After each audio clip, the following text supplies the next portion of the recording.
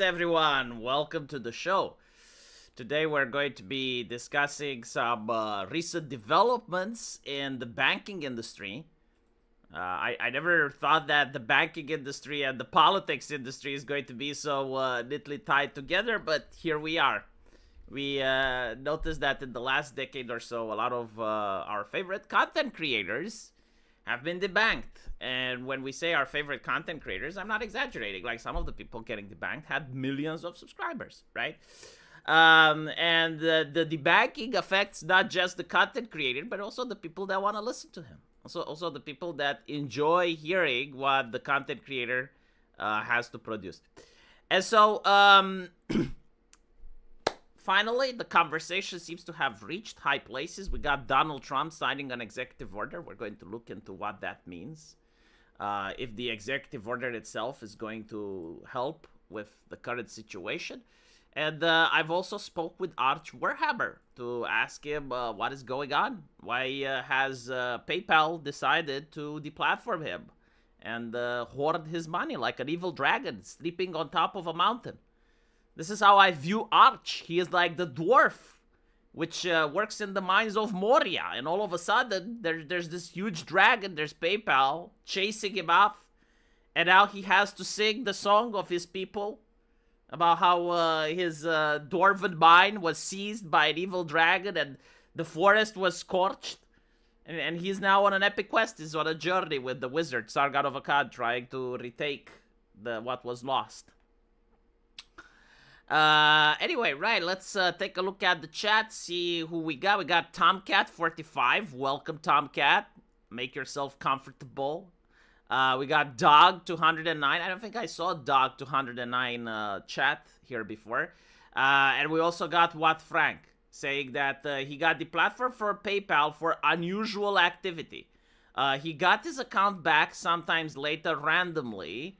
And unlike Archie, is not a hyper edgelord either.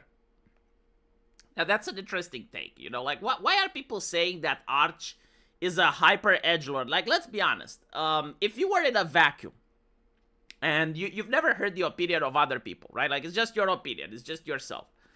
And for the first time ever, you see Arch Warhammer's channel. Like, would you consider that he is edgy? Is his content literally that extreme? Right? Because, like, out of a lot of content creators, like, there are people that I would say, yeah, you know, like, this guy is an extremist. Like, for instance, Hassan Piker. He talks with terrorists. He champions a lot of dangerous ideologies. There's also people on the right. I'm being a little bit biased, you know, picking on innocent Hassan Piker here, picking on the professor. He didn't do nothing. Nothing, right? But, like, I'm just saying that out of all the content, if we were to make a top tier rank, like, Hassan Piker would definitely be an S rank. Okay? And then there's probably other people on the right that would go next to him. But, despite all that, like, PayPal has no issues with him, right? And so, like, if they have no issues with people like him, which are very popular, and it's impossible for the censors at PayPal to at least not have heard of Hassan Piker, it sets a message that, okay, well, if this content is allowed, like, obviously, content that's a little bit more milquetoast than what Hassan is providing, it should also be allowed. Anyway, right, let's take a little glimpse at the chat. Again, we got SRC Maker. Welcome to the show. Got, I think I already, mentioned Topcat, and we got Mod Diversity and Ed O. Arch is center left. He is acceptably milquetoast. The thing with Arch, I don't necessarily, like, believe that he's part of an ideology, right? Like, Arch isn't right wing or left wing. Arch is for freedom of speech, for freedom of creativity, and his economic policies is probably tax me less, right? Like, that's pretty much how I would define him. Like he's not the type of individual that goes on a moral crusade. He's not the type of individual that's built around, like, Republican issues of, yes, we need to ban abortions. I mean, the thing is, like, he does have certain ideas and principles, but he's not the type of person that goes out of his ways to push it. And this is something that in 2025, people have no distinction of, right? Like, the idea of cancel culture is that if you believe, right? Like if you believe in certain ideas, you can be a problem. But before that, before cancel culture, we used to separate people into two different categories. Like you had people that, okay, they believe in certain ideas, but do they push them or not? Right? So like if it's a person like J.K. Rowling that actively uses her wealth in order to push her ideas, is suing people, is using her platforms in order to constantly, not just once, but like non-stop promote her vision, well, then you have an individual that's actually trying to push their ideas, right? So like they should be treated differently than another person that mentions in passing, oh yes, I think guns are good, and oh yes, I don't like immigration. Right? Like, even though like they have the same mindset, there's obviously a difference to be made. Anyway, but Arch is problematic because Warhammer, but Warhammer now is woke crap. Arch was actually very problematic for Warhammer because he would like he had a very popular channel, it still has, but it was the most popular channel on YouTube when it came to Warhammer lore. I don't know if that's still the case, I would have to check. But out of all the content creators, yes, like Arch was the most popular. And so whenever a new game came out, whenever a new book came out, he would actually do pretty standard criticism of it. Like, it was legit, you know, if the game had bugs, he would call them out. If he didn't like something about the game, he would talk about it. And corporations absolutely despise that. What corporations want is for streamers to beg for access. That's it, right? So, like, the way it works now, companies have realized that journalistic outlets, they cannot sell your product. So if you have a video game and you're relying on Kotaku, Polygon, the traditional media to sell your stuff, it's not going to work. And so there's two ways of making it work, and companies go for both. Number one is to cause outrage culture, right? Like your video game should piss off people so that they talk about it a lot, and then it's trending on Twitter. And the way they do this is by race swapping, gender swapping, uglifying a female character, body type A, B, right? Like, whatever gets people talking. Gets people talking, and then it trends on Twitter like a fly on shit. And then everyone notices, is annoyed by it, but at least they see the title of the video game. And so, like, that's enough to cause marketing.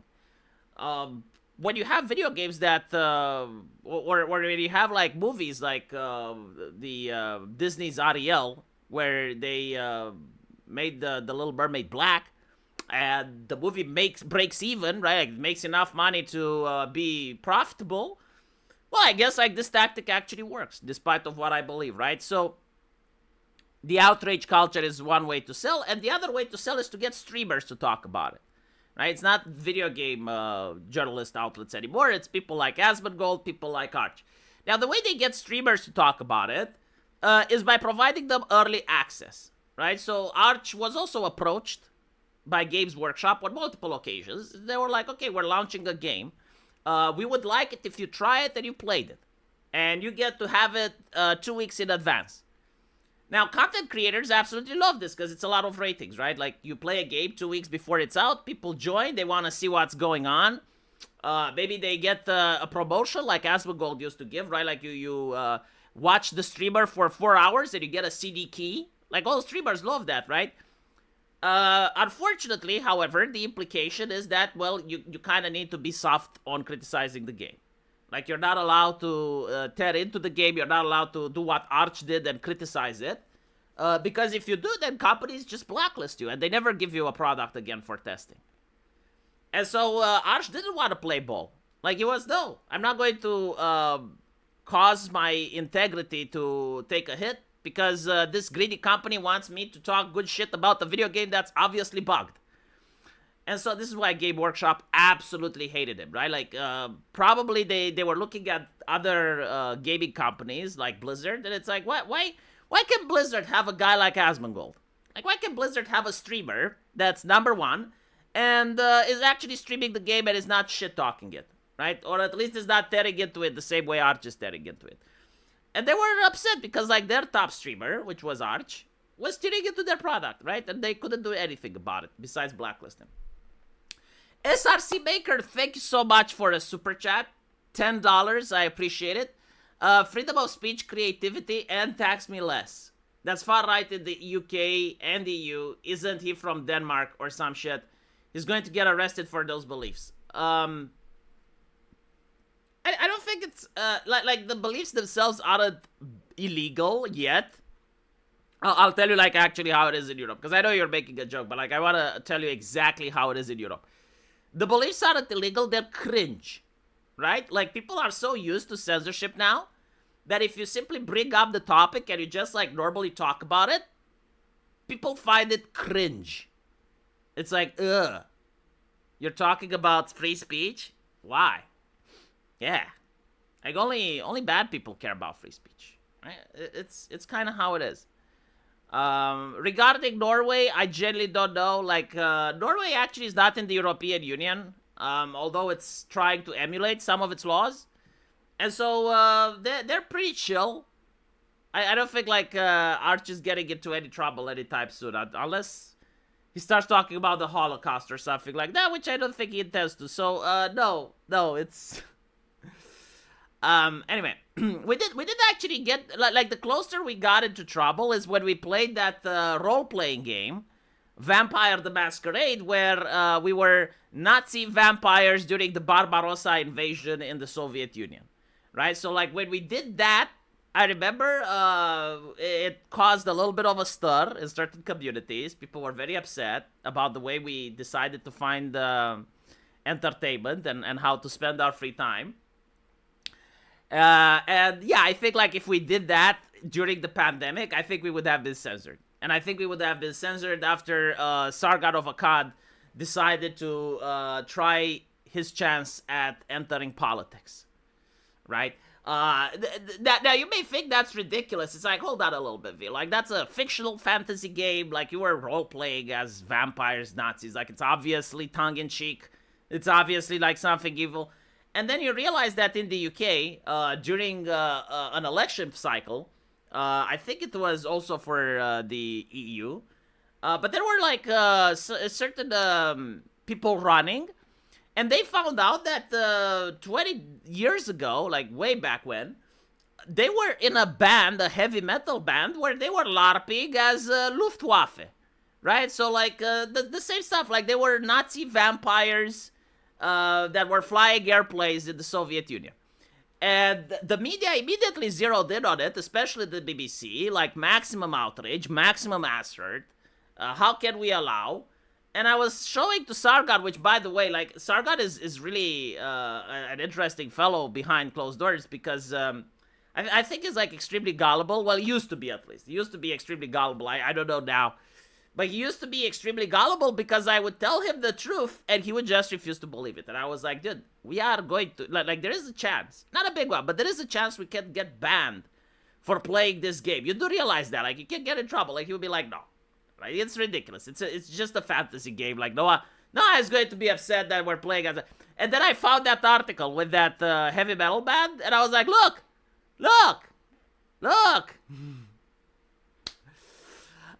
Anyway, SRC Maker, thank you for another $5. I've been to Norway in 2018. It was pretty cool. I also use it as a VPN exit node. I bounce between Finland and Norway usually. Plus, as you said, it's non-European Union. Yeah, I think like these nations that you mentioned are going to become very popular for VPN targets, and especially Switzerland. Like Switzerland is actually pretty free when it comes to the internet. The UK's constitution is like an elastic band called democracy. Well, the UK, from my understanding, doesn't have a constitution. The United Kingdom has the Magna Carta, which, I'm not going to lie, it was pretty forward-thinking for its time. But now we're in 2025, and things should be a little bit different, you would think. Political correctness started getting into D&D years ago. It started with Satanic Panic, actually, right? And they won. Like, a lot of people say that the Satanic Panic didn't change anything. Not true. Like, with Dungeons and Dragons, it actually changed the way demons work. The Satanic Panic was targeting this particular board game. And I don't know like what exactly they did, but I think like they changed the name of demons to celestials, right? Like specifically to avoid triggering the media. And yeah, like the thing with the satanic panic was that people say, well, yeah, so like how many articles, like what was the media doing? It wasn't about the media and articles, right? Like back then censorship worked differently. It wasn't like today because people didn't have social media back then. Back then what people did have was parents, and the parent would go to church, or the parent would watch a televangelist, or the parent would watch the news, or the parent would talk with another parent, and the parents like had no idea of what Dungeons and Dragons was, right? Like for them it was mystical shit.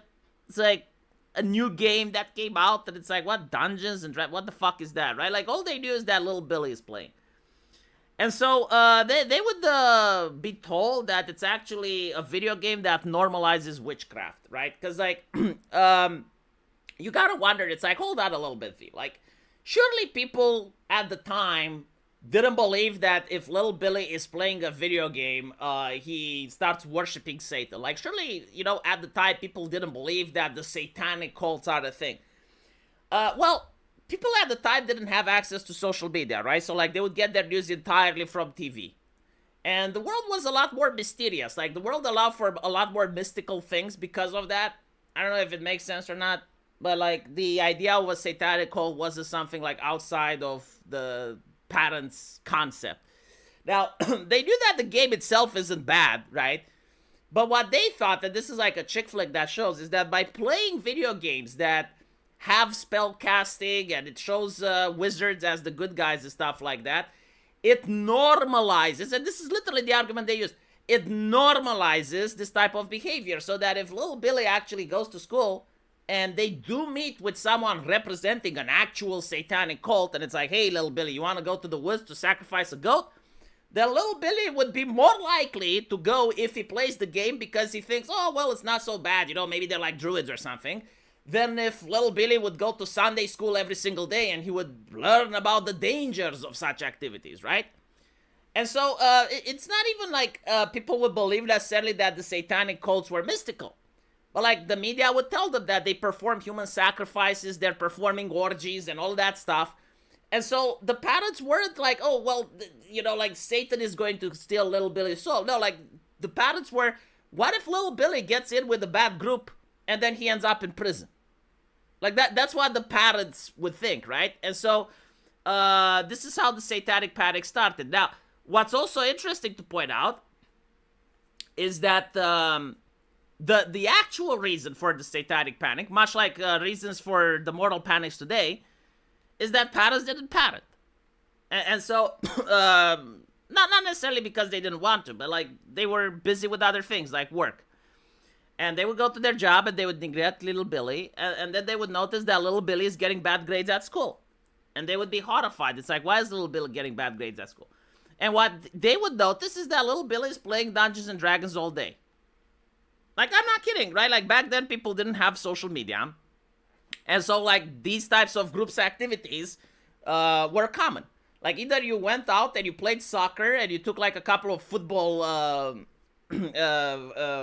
into your brain, right? Like, just, like, people kicking you with that fucking football in the head. Yes, I'm traumatized because of it. And you became a jock. Or you stayed home and you played Dungeons and Dragons. And so, like, parents seeing their kids staying home and playing Dungeons and Dragons nonstop were terrified, and they would blame the board game rather than blame the fact that they're not parenting and blame the fact that maybe their kid is autistic, you know? Maybe they don't have the genes of Sydney Sweeney. Seriously, like, some people don't have the genes of Sydney Sweeney and are fucked in the head. It is what it is. Like, they just don't know how to socialize. They just don't know how to interact with others. Anyway, right, and then they see the satanic panic, and they're like, aha! Finally, the answers to my mysteries have been revealed by the television. Look, it's the game that's to blame. The man from Texas. Thank you for the $5. I hope you're still awake, because I just read your super chat, and I don't know if you're here or not. But seriously, thank you guys. Thank you so much. I'm actually getting a little bit worried. I'm noticing that my viewership is dropping. right? And to be fair, like I am starting to get boring, and I do want to get more co-hosts and make it more interesting. But I wonder if one day I'll have to close up shop because like I used to have like 1,000 viewers per episode. But then COVID came, and during COVID, I was actually legitimately worried that anything I say or anything one of my guests says can shut down the channel. So I started censoring myself a lot. I started deleting streams. I started doing a lot of bad things on purpose to stay out of the under the radar. And then I went all the way down to 300 viewers, and now I'm at 122. And so I want to thank all of you for sticking with me and believing in me, and especially the people that still donate. Like, you guys keep the lights open. But yeah, I'll have to see if I can change something. Like, I really need to get a co-host, like someone that's charismatic and knows the rules of YouTube. Like, that's the most important part. Like, knows the rules of YouTube and is willing to come here every single day. Because I need to start pulling my shit together. I need to start making sure that I provide some entertainment, because otherwise I'm going to go down the drain. I don't know, though, if it's the algorithm as well, right? Like, a lot of people constantly message me and they say, well, V, I don't know when you're uploading. Like, you need to send me something. You need to notify me when you're uploading. And it's like, well, isn't YouTube? No, YouTube isn't. And so, you know, when you have like 116 viewers and 20 people tell you that they're not getting notified, like, that's still a significant number. The Dashing Rogue, oh, welcome back. Like, I actually missed you. I know that you DM'd me on Twitter, but you used to be a regular. Playing D&D back in the day actually did help you learn math, but unfortunately there's actually some substance behind the satanic panic being an issue. Look up Nick Bogus and Werewolf Order of Satanism. Well, as I mentioned, like, there were actual illegal cults, right? But notice how the moral panic worked. Like, there was something, right? Like, there was definitely something there, but the focus was on petty shit. Like, the focus was on talking about board games. Now, the same thing is happening today with Collective Shout. Like, what is Collective Shout getting upset about? Well, they're getting upset about the rise in sex crimes and sexploitation. Now, if you compare 2025, especially Europe, right, or Australia, you compare 2025 with 2014, and you look at the statistics, well, they may have a point. Yes, like, the number in sex crimes and sexploitation is definitely higher. But is it because of video games? Absolutely not. So basically what they're doing is, like, distracting people from actual issues that are tangible, that happen in real life, that should be investigated. And instead they're distracting people with video games and nonsense, and encouraging the normalization of payment processors cracking down on the internet. The same payment processors that also crack down on people talking about the actual issues and actually addressing points. So, yeah, like, the moral panics are there, and you're absolutely right that there was, like, something with the satanic panic, especially Mr. Medicare covered it in a couple of his videos. Like, the biggest problem was apparently that, like this actually fascinated me, right? Because the FBI released a lot of the records. And if you were to read the records and you would tell, like, someone from the peak of the satanic panic, he would say, like, now see, that's what I'm talking about. Apparently, like, the authorities managed to capture a van of children, like an entire van, a busload of kids. And none of them spoke English, none of them knew where they are, none of them understood what's going on. And the driver wasn't related with them, like, wasn't associated with the school or anything like that. And they took the kids into the police station, like, they're trying to figure out what's happening, and then all of a sudden they get a call from up top saying to cease the investigation and let them go, right? And Medicare actually talked about it. Like, it's a very creepy and fascinating case. But if you were to tell someone in the satanic panic about this story, like, obviously he would go like, yeah, see, this is what I mean. This is what I mean. This is what I'm talking about. So maybe there was something there, right? Now, that wasn't specifically tied to the original conversation. The one that, oh, like, there's a school and there's, like, wizards and balloons and there's, like, an underground tunnel under the school and shit. Okay, like, maybe that was, like, it wasn't under that school or it didn't happen like that. But just because like that got into the public mind doesn't mean that there weren't actual issues going on that were specifically ignored because people were talking about something else. And this is what usually happens when there are moral panics that actually do have a grain of truth to them. You have like the actual issue that is happening, right? And then they will talk about something that's completely bogus and focus on that. So like, for instance, during COVID, right? Like, one of the problems was that the government was indeed overreaching, and it was telling people to stay in home, and they were locking people up, and at the same time, they were telling people to get out of their house and protest, right? So it didn't make sense. But what they did was, like, anyone that criticized the government measures, they would focus on, oh, look, there are some people on the internet that are claiming that the vaccine is now attracting magnets, and that they're putting microchips in the vaccine, and they would focus on that in order to make it sound that if you're a reasonable person, just like being against the concept of being locked in your house, then obviously you're a problem. And you're just like the guy talking about magnets and 5G. SRC Baker, thank you for $20. Holy shit. That's a lot, man. That's a lot. 80s, 90s in the US, the satanic panic was intense. As you said, news, church, TV shows, even sitcoms, news shows like 60 Minutes, all demonized D&D, heavy metal, Magic the Gathering, video games. Parents flipped out and made all that shit cooler. Yeah, like basically the way cancel culture worked back then, it wasn't like today. And the world wasn't centralized. Like, that's the most important aspect, right? Like, if the world was centralized and all of these things would go through a payment processor, then parents could just pressure the payment processors to ban that thing, right? But it wasn't. And so just because like people freaked out didn't mean that people wouldn't buy it.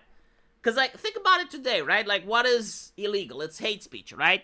Like, hate speech is illegal in the European Union, but in America it's perfectly fine.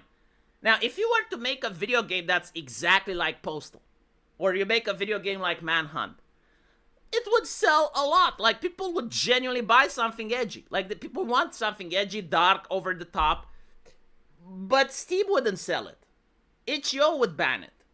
Visa and MasterCard would crack down on it. And so, even though it's legal, even though you'd sell, even though you'd have like millions of people wanting it, the problem is that everything is centralized.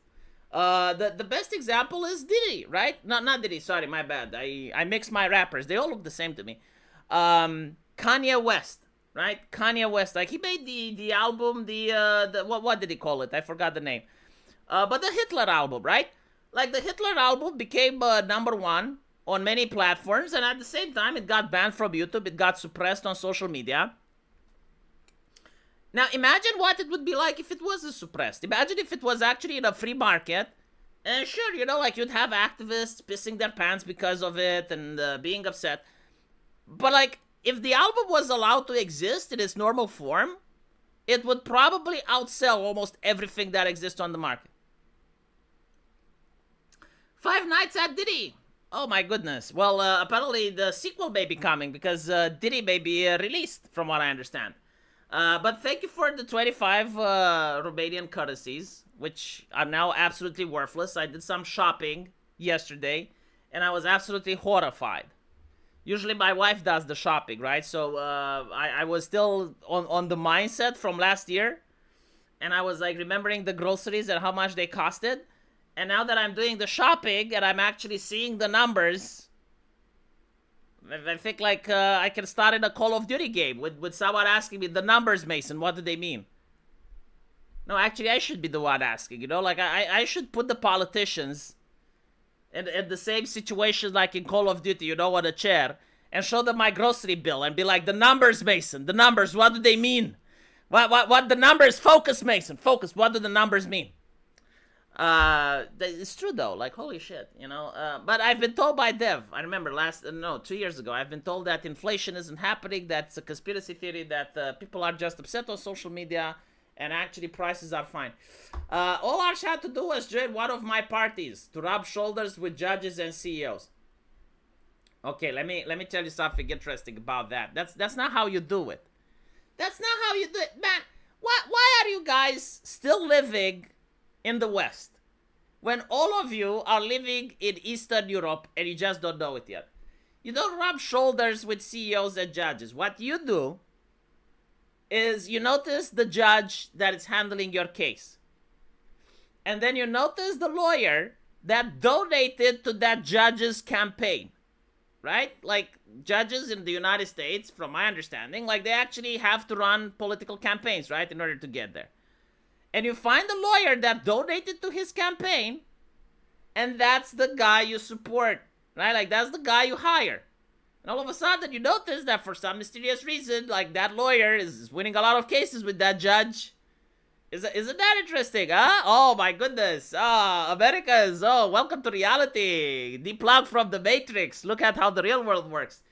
Seriously, though, I'm not kidding. Like, that's actually good advice, right? Like, if you ever get into legal trouble, and you have a judge that requires to, win certain elections, like, you can actually look at which are the lawyers. Yeah, like if you have judges that are elected, if you have judges that are appointed, that's another possibility, right? If you have judges that are appointed, look at the politicians that appointed them, and look at which lawyers donated to that politician. Come on, chat, it's not that fucking complicated, right? It's not rocket science. Like, you will see that there are certain law companies, law firms, right, which donate money to political campaigns. Well, you need to make sure that that law firm donated to the politician that appointed your judge. It's a little bit of research, but it works. Some people just cannot understand human incentives and corruptions. Adopting the Eastern V mindset has allowed me to see a truth a good chunk of the time. Well, it's true, right? Like, because here's the thing, right? And I'll tell you the thing. And I'll tell you why it is the way it is. It's such close to human nature that a lot of you guys, if you were judges, you would do the same, right? Like, let me be clear. If I was a judge, right, and I see SRC Maker coming to me, it's coming to me and it's like, well, V, like, I have a situation, and I'm like, go on. What took place? I got this guy, and this guy is like really a good cat. This is a good cat, but like he's fallen on some hard times, V. Like he made a mistake. And then I will say, well, what they say, to err is to human. To mistake is to divine. And I will be like, okay, fine, I suppose we can work something out. Like, as a human being, you can't basically be, I mean, sure, there are human beings that are a little bit different. But, like, normally, right, like, any person would be like, okay, well, SRC Baker helped me a lot in the past, He gave me those $5 donations. He gave me those $20 donations. He donated constantly. And so I need to do something for them now. I need to listen to their request. It's a humble request, isn't it? It's just like one guy that they know, and they want this guy to for me to make sure that I understand it was a mistake. And I'll be like, okay, yeah, sure, it was a mistake. Five Nights at Denise. First thing to improve, show your guests whether it's the Discord icon lighting up or give them an avatar so we can see who is talking. Yeah, that's actually a good point. I'm actually trying to get Lum to have her avatar, right? To help me with creative studios so that I can have her VTube avatar next to mine. Zlixian Doppelganger, thank you for $2. Somehow the centralization must stop. I love this. I love Zlixian. Like he's got a good heart. His heart is in the right place, but like his desires are very complex for the reality of the. Like the thing is, why would a politician want this to stop? Like, imagine that you're a politician. And then Visa and MasterCard just comes to you, and then they says, like, so you got political opponents. We can make them go away. We can make their life harder, right? We can make their life harder. But we need some concessions. We need you to help us as well. And most politicians will say yes. And they would go like, well, why should this system stop working? Because, like, it's for our benefit as well. Let me see if I actually have, like, the video. Like, there's a video with some guy that is a very wise person from Africa. I generally don't understand why many people are saying that African people don't have a strong philosophy or strong arguments. Because this gentleman was spot on when talking about corruption, and I was like, well, he understands corruption better than Eastern Europeans do. I think unfortunately I didn't save it, but it was like a guy from Africa, right? And he comes out and he says, corruption is not good or bad. If I do it, I get to defend it. Of course I defend it. If I do it, how could I not defend it? And I was like, you know what? I can't rebuke that. Like, at least, let's put an American politician, right? That's corrupt. Like, an American corrupt politician, what would he say? Well, he would say something like, oh, corruption is unacceptable. Like, we need to crack down on it. We need to invest more government money into cracking down on corruption. It's horrible. Get money out of politics. And then he takes money, right? So, like, that's one politician. And then you have, like, the Chad African. Corruption, if I do it, I will support it. And he says that in front of the cameras. Now, both are corrupt, right? Both are bad. And I know, it's like, but we neither. No, but like, you have to choose. You're like, there's a button you need to press. Which one of them can you appreciate more? Because, like, all nations have corrupt politicians and non-corrupt politicians. And I think, like, the non-corrupt politicians are maybe, like, 20%. But, like, when you look at those 80%, like, why are people attacking the Chad Afrikaner? Like, the Chad Afrikaner is flat out saying what he is doing. Like, he's putting his wills, his desires on the table. He's like, yes, corruption. If I do it, it's good. And I'm like, you know what? At least I know this guy isn't lying to me. Yeah, it's fucked up. Yeah, it's bad. Yeah, I wish there was someone else. But at least I know this guy is honest about it. He's not going to insult my intelligence, because that's what the lie is when someone treats you like a fool. I don't like being treated like a fool. And with that politician, I am no fool. He literally tells me, yes, corruption. I will do it. I'm like, okay, holy shit. He's going to do it. The madman is going to do it. He's going to support it. By the way, speaking of corruption, I have never seen anything more beautiful. Like, if you were to ask me, like, show me the European Union. Like, what is the European Union spirit? It would honestly be this, right?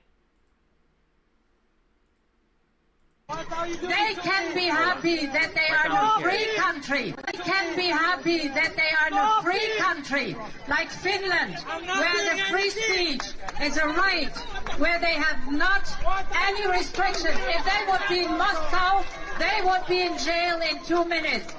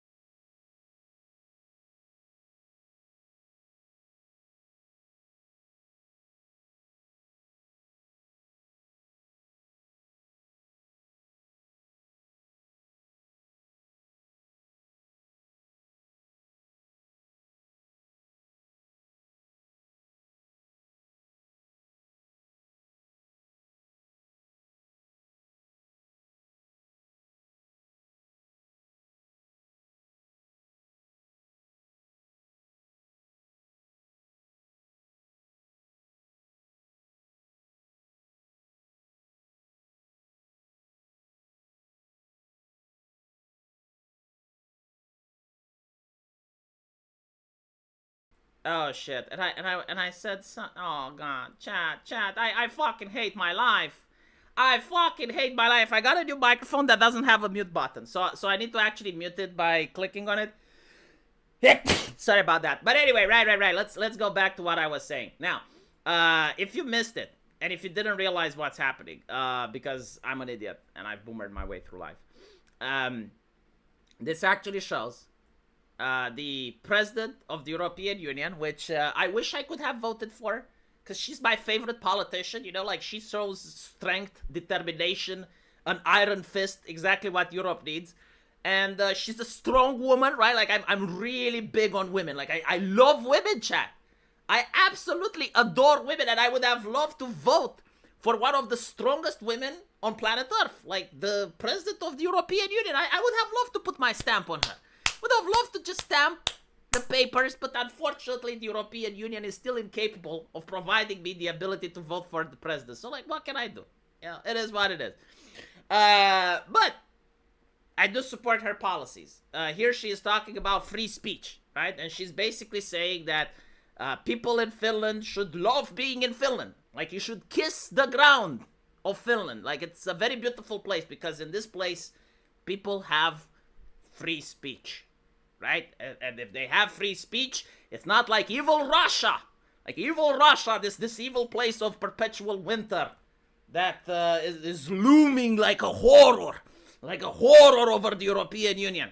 And there they don't have free speech. There, if you speak out, Putin arrests you. Evil Putin, like, he comes out from the Kremlin himself and he arrests you. And as she's saying that, the camera pans. And what do we see here? We see a gentleman. We see a gentleman getting taken by individuals in blue. By two other gentlemen. Well, actually, it's three, right? It's kind of like construction workers. Like, two are working, one is watching, one is supervising. And they're taking this gentleman away. Why? Because he exercised his free speech. It's probably, you know what I think it is, chat? I think that Russia is now so powerful, like, it's so dangerous, that just by mentioning it, you invoke its abilities. Like, if you mention Russia at a protest, like, your police just goes insane. They start arresting people for free speech violations. Now, this one has 3 million views. That's quite a lot, isn't it? Now, what's interesting is when you notice who this guy is, right? Because, like, you'd say, well, he's just a schmuck, you know? He's just a chucklehead. Try to be an agitator. Like, he was a cheeky little shit, you know? Got out from home and said, what I'm going to do today? I'm going to ruin Ursula von der Leyen's speech. I'm going to go to her speech, and I'm going to talk over her. And so, like, they're going to escort me out, and I'm going to play a victim. Well, turns out they didn't just escort him out. No, they arrest him. Like, he's going to appear in front of the court of Helsinki, according to what people are saying. But he's also, like, a political opponent to her. Like, he's going to run against her in the European Union. Fascinating, yes. Well, yeah, I suppose, like, Finnish people have to be happy that, well, it's not like Russia. It's not like Russia. It is what it is.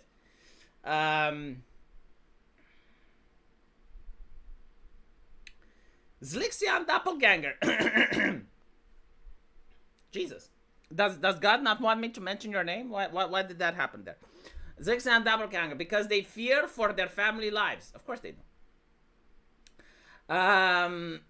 We also have a super chat from Ultra Maga Chan saying that they can't hear. Well, if Ultra Maga Chan can't hear me, what am I doing here? What am I doing? I'm boomering my way through life. SRC Baker, I'm a very strong woman, V. Well, I don't think you can beat Ursula von der Leyen on an arm wrestle. Like, I gotta say, I think she's stronger than you. I think she's much stronger. She's got, like, this ability, summon Polizei. Summon Polizei is a very strong ability. If I accept that things will only get worse forever like you, then I have to exit life with no hope. There's only buckshot. I don't think, like, things necessarily get worse, things get different. Right? Because, like, on one hand, yes, social media is a lot more censored than 2016. On the other hand, you can make an AI waifu now, and you can just disconnect from that shit. You know? It's how you make your life. You know what you need, Zlixian? You know what you need? You need some stoicism. You need some stoicism in your lives, Dixia. This is what you need. Hold on, let me find out how to describe.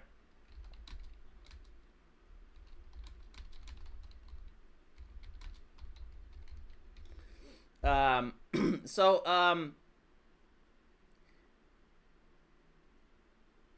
you need to read some Epictetus. Epictetus, it's a former slave turned teacher, right? And he explains what Stoicism is. It's the philosophy of man, right? It's not the philosophy of the woman. It's not the philosophy of the child. It's not the philosophy of the little girl. It's the philosophy of the man.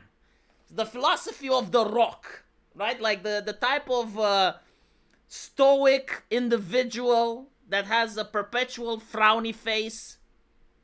And he never chimps out. He never allows emotion to run over him. Like the stoic person is a person that's in charge of himself. He dominates his own mind first before dominating others, right? And Epictetus, he teaches us important things in life. Like, for instance, when to spurg out and when not to spurg out.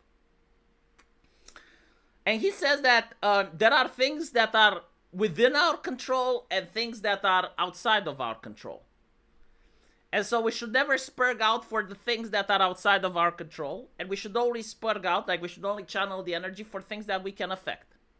And so he gives an example with trying to go to the airport, right? Because Epictetus was that forward thinking, like he even knew about airplanes. And he said, look, if you have to go to an airport, like the day before is when you spurg out, is when you make sure that all your luggage is in check, is that you make sure that everything is ready and you have all the money and you double check your booking and you make sure that you didn't forget anything, right? Why? Because those are things that you can affect. Those are things that are within your realm of possibility. And if something goes wrong, if you go to the airport and you realize that you forgot your ID, you forgot your passport, well, that's on you, right? And so, like, that could have been avoided. But once you're at the airport, once everything has been done, and you find out that there's a storm, there's a raging storm coming, and because of that, your planes are delayed. Epictetus teaches that a real man, a Chad, does not spurg out. Okay?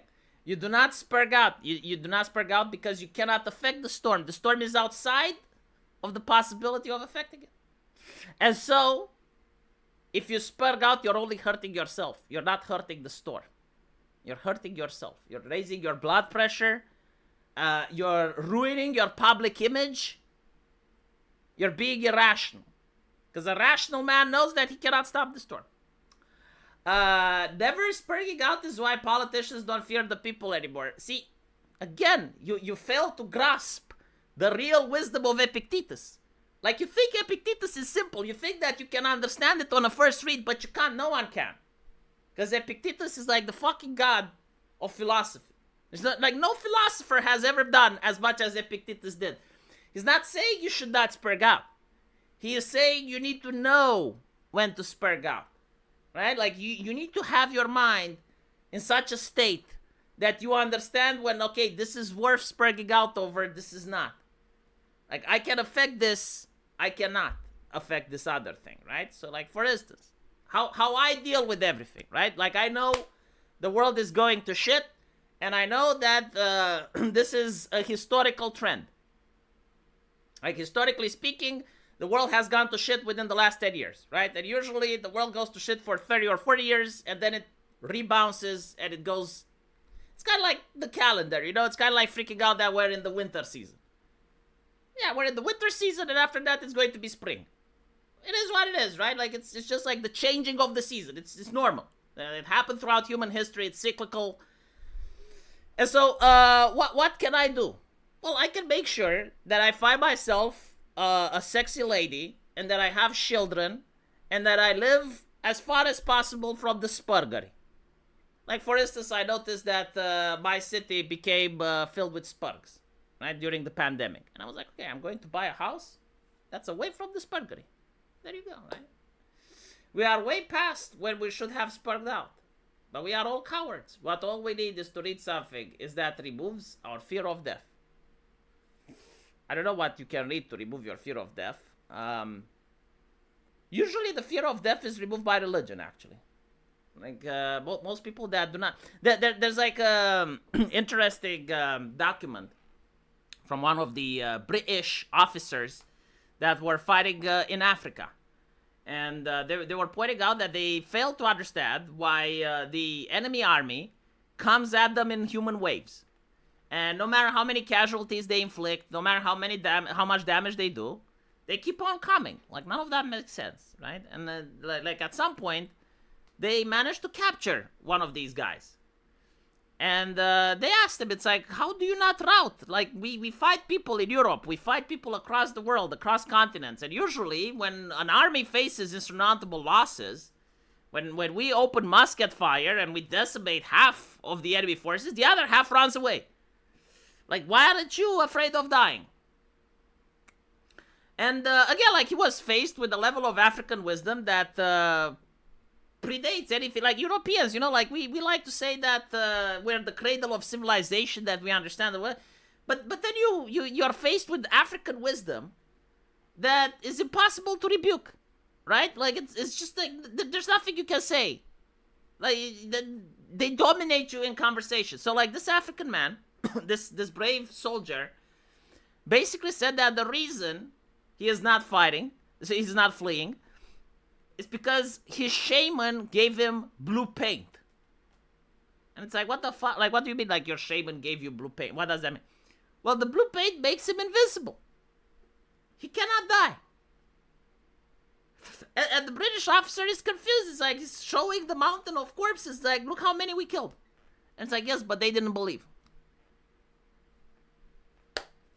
I mean, he had the point, like, he was alive, right? And he had the blue paint, so clearly it was working.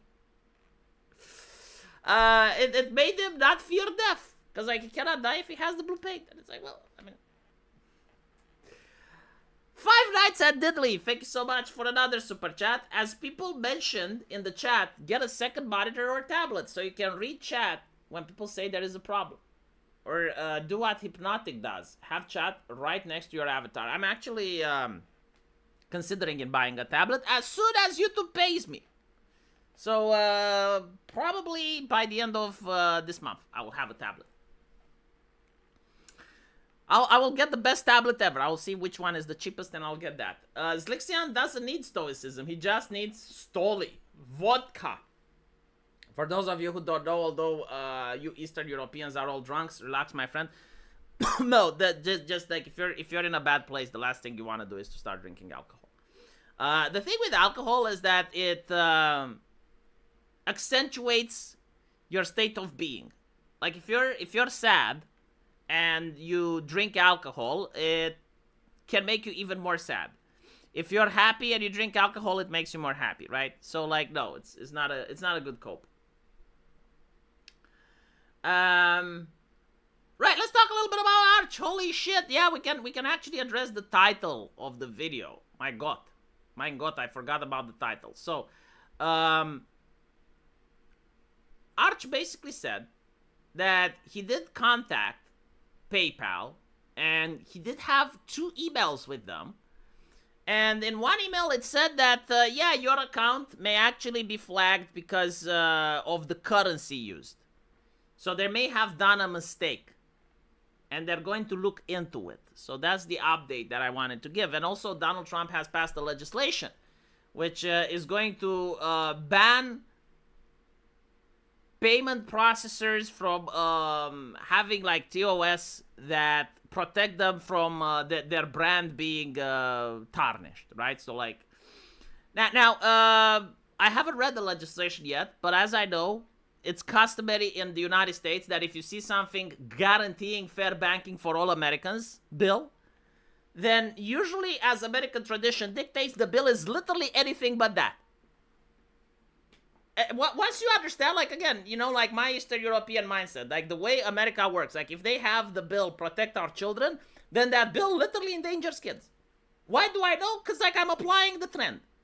It's the opposite of what the bill says, the infrastructure bill. Okay, bridges are going to collapse. I mean, change my mind, seriously, right? Like, every single fucking time in America, when you have a bill with a name, it does literally the opposite. The big, beautiful bill. The big, ugly bill. Like, it's a big and ugly bill. Right? Like, am I wrong? Seriously, like, go back and look at the Patriot Act. Like, what is it? The Unpatriot Act. Like, it's something that would make George Washington cringe. If you show the Patriot Act to Thomas Jefferson, he's going to take a gun and he's going to end his presidency a lot sooner. Like, is this like not an American trend? Like, once you see it, you can't unsee it. With every single bill. Every single fucking time. Right? Like, the moment that they will get, like, a bill that sounds like declaring war to the entire population bill, I will be like, well, why is America wanting to withdraw from every single country? You know? Like, stop lying about my beautiful US Navy. What's Greta saying? Oh yeah, how dare you? The Un-American Act, yes, the most American bill ever made. Like if they make the Un-American Act, it would literally be the bill that would give a hard on to George Washington. Like, you would have Thomas Jefferson look at it and be like, holy shit. Why didn't I think about it? Yeah, the don't say gay bill. Well, that's the LGBT bill, isn't it?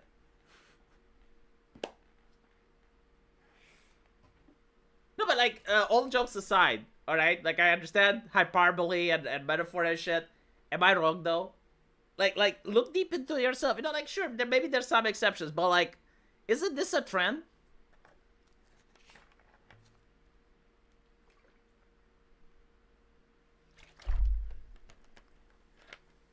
Even in Britain, the online safety bill. Like, never have people in Britain been more in danger of getting arrested since that bill passed. Like, that bill literally puts you in danger. Like, when you go to your computer, right? Like, you're now in danger because you can type something after you doxed yourself, and the British government can arrest you. Like, it's literally the online danger bill. You're in danger when you're online.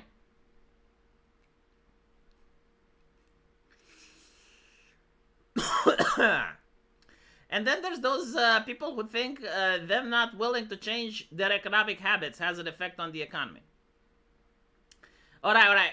Where's Zlixian? I wanna tell Zlixian how the world works. Is he still here? Huh? I know he's usually upset. Zlixian, listen to me. I'll give you Eastern European wisdom again, because you paid me. Paid me, and now I feel bad. I feel bad. It's almost like I demoralized you. I'm making you feel that there's no hope. The conversation was about what can be done, right, for things not to be bad. It's an interesting conversation. Yeah, like, things are bad. What can we do to fix them? The moment you understand that every single politician actually does have power, right? Like, people like to say, well, politicians don't have power. No, they do. Like, if everyone voted Andrew Tate as president, do you know how they would call him tomorrow? They would call him President Tate, right? Like, and then he can actually do shit. But the thing is, like, all politicians have one interest. Every single one. It's about liberty. Every single politician cares deeply about liberty. The only question is, like, do they want to restrict it or do they want to protect it? And so, they do it based on who pays them. You don't have to, like, physically pay the politician, right? But you can hire his consultancy firms. You can support NGOs that protect him. You can actually donate to his campaign, right? And so the question is, how many people are spending money to protect your freedom versus how many people are spending money to take your freedom away? And once you look at the world like that, you understand exactly why we're here. And you understand exactly why in the past things weren't this way. Because in the past, there were a lot of activists and organizations and rich people protecting to actually promote free speech and promote freedom of expression and protect values and liberties. Because back then, they were under threat. Like, America was in a Cold War with the Soviet Union, and there were a lot of individuals in America that were like, okay, if communism comes here, I'm going to lose my shit. And so I need to spend a lot of money to make sure that my politicians protect me from the Red Menace. And so you had people that actually pumped a significant amount of their wealth into universities, into NGOs, into the media, into a lot of things to actually fight the left, right? My question is, let's look at today. Who's paying for what? Like, how many people are paying in the UK in order to stop the online safety bill? How many people are paying in the United States to get politicians to go against Visa and MasterCard? You know, like, look how effective paying is. Like, look how effective paying is. Like, a lot of people are complaining about APAC. Like, what is APAC doing? They're paying politicians. Are they doing anything that American citizens wouldn't be able to do? Absolutely not. Like, there's nothing stopping American citizens, right, from making like a counter APAC movement, or doing an American APAC in Israel, right?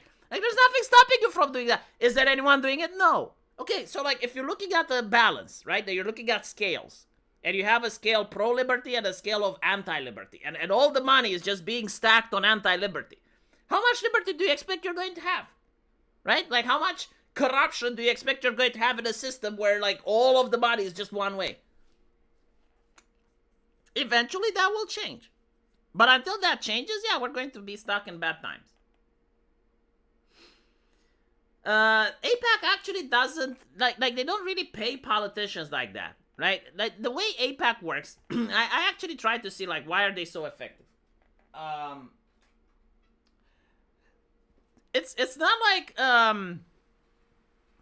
people think, right? Like, people think that they will pay no, they don't pay. It's kind of like in Game of Thrones, where you have the Iron Bank of Bravos, right? And the Iron Bank of Bravos, as George R.R. Martin describes, is this financial institution that lends money to kings and queens. And obviously, when you do that, like, there's no reason that the king has an incentive to pay you back, right? Because, like, they don't have a leverage against Westeros. They're the Iron Bank of Bravos, like a different country. And yet they control Westeros. Like, how do they do that? Well, the way they do that is that if the king doesn't want to pay, like, if the king is not interested in paying, well, they start funding rebel groups, they start funding usurpers, they start funding other pretenders to the throne, right? So they're not like paying the king. Like, I mean, they are loaning money to the king, but, like, if the king refuses to play ball and they go against the Iron Bank of Bravos, well, then they start funding the Starks. They start funding the Stannises, right? Like, they start funding, like, other pretenders to the throne. And this is exactly what AIPAC is doing. Like, if you have two politicians and one starts shit-talking Israel or is not playing ball, they will look at, okay, who's running against this politician, right? And then they start funding the campaign of the opposition. And the way they do it is actually very smart. Like, if there is a politician that is about to win by a huge margin, so let's say he's got like a 20% lead. You got a blue state, and the Democrat is like pro-Palestine, and he's got like 20% lead. They're not going to bother to fund the Republican there because it's wasted money. Like, they already know, like, the lead is too big. They're not going to win. And so they go into swing states that are really close. Like, the pro-Israel guy is like 5%, and the anti-Israel guy is less than 5, right? And then they find that they pay money into the pro-Israel guy. Like, they give him a lot of cash, and all of a sudden he wins, right? And that's what they're doing. Now, again, if Americans would have, like, their own version, and they would fund the guy that's, like, the opposition, right? Like, whenever AIPAC is funding guy A, you'd go and you'd fund guy B, right? Like, and then the money would balance, and it would equal out. Well, all of a sudden, they would lose all their influence. Like, I'm sorry, but this is the only way you can put this conversation. This is the only way it can be framed. And of course, you know, the counter-argument was like, yeah, but, like, what about ADL? What about them? Yeah, sure, you got the ADL. What is the American version of the ADL, right? Like, where are the NGOs that are funded by American money to guarantee freedom of expression? Like, the ADL has so many avenues of attack against it, it's ridiculous. Like, they consider Pepe the Frog and the OK sign to be anti-Semitic. Like, you should have, like, at least 6 or 7 American NGOs that constantly, like, hammer into the mind of the public that they're a joke. The reason they have Pepe the Frog as an anti-Semitic icon, by the way, is not because they're dumb or stupid. It's because when they go to Steam to audit, like, how much anti-Semitism is on Steam, they will find every single instance of Pepe the Frog and count it as like one instance of anti-Semitism. And then they will conclude that they have found over 10 million examples of anti-Semitism on Steam. And when you're looking at them, like over half of them are Pepe the Frog. Emojis, ass cheese, right? And so like, the ADL is an organization that could easily be debunked in the eyes of the public. But like, who's going to do it? I mean, I can try, I get like 167 viewers, sure. Right? But that's how it works. That's how the world works. Anyway, right. I think I need to go. SRC Baker, one last super chat. The Patriot Act is why I always get the SSS mark on bordering pass every fucking time. So the TSS gets to arm me after they x-ray me. Yeah, it is what it is. Like, what's interesting is that the TSA is so ingrained in the mind of the public that they cannot even conceive a world without them. Now, don't get me wrong, like the TSA aren't really that bad. Every nation like has some form of system regarding air travel, but certain policies are just absolutely ridiculous. Right, I need to go because I'm getting sick. Like I'm seeing that I'm starting to cough more and more lately. Need to see what's happening. Thank you for watching though, especially for the people who donated. You guys support me. If you can share my stream around or clip segments of it, I would appreciate it. If not, I'll see what I can do myself, and I'll talk to Lam Lam and Madame Savi to see if I can have them as co-hosts. Anyway,